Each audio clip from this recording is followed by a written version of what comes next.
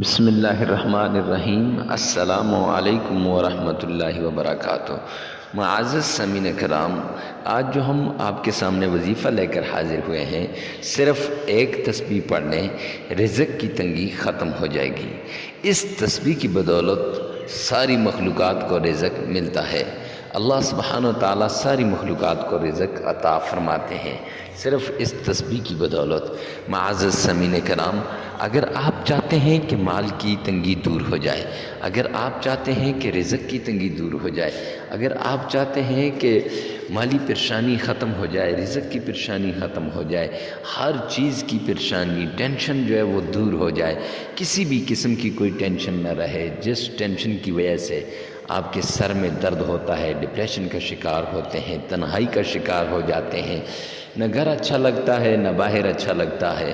اور یہ ٹینشن ایک ایسی چیز ہے، یہ مصیبت، یہ مشکلات ایک ایسی چیز ہیں کہ انسان ہر وقت ایسے پریشان ہوتا ہے معزز سامعین کرام کہ سوچتا ہی سوچتا رہتا ہے، اور جب انسان سوچتا ہے تو سوچ جو ہے وہ ساری بیماریوں کی جڑ ہے۔ تو معزز سامعین کرام، اس وظیفے کے بعد رزق کے بارے میں، مال کے بارے میں، دولت کے بارے میں، کاروبار کے بارے میں، اولاد کے بارے میں کسی بھی قسم کی ٹینشن کرنے کی کوئی ضرورت نہیں رہے گی۔ جو آدمی اس عمل کو کرے گا ان ساری مشکلات سے نکل جائے گا۔ جی ہاں، بالکل آپ صحیح سمجھے کہ آپ بھی چاہتے ہیں کہ ان مشکلات سے نکلیں۔ جواب اس بات کے اندر ہوگا کیوں نہیں۔ ہر انسان کی یہ خواہش ہوتی ہے کہ وہ ٹینشنوں سے، مشکل سے، مصیبتوں سے دور رہے۔ تو معزز سامعین کرام، ان ٹینشنوں سے، مصیبتوں سے دور رہنے کے لیے اس عمل کو کرنا لازمی ہے۔ عمل کو بتانے سے پہلے اگر آپ ہمارے چینل پہ پہلی مرتبہ آئے ہیں تو چینل کو سبسکرائب کر لیں، ساتھ لگے ہوئے بیل آئیکن کو لازمی پریس کریں تاکہ ہر نئی آنے والی ویڈیو سب سے پہلے آپ تک پہنچے۔ معزز سامعین کرام،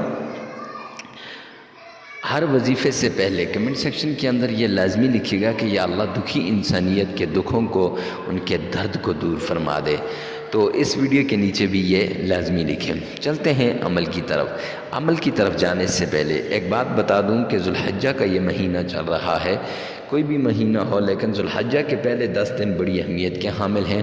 تو ان دنوں میں آپ نے لازماً 5 نمازیں بھی پڑھنی ہے، اللہ کے سامنے توبہ طائب بھی ہونا ہے، اور اگر یہ تسبیح ان دنوں میں آپ کریں تو بہت زیادہ فضائل کے حامل ہے۔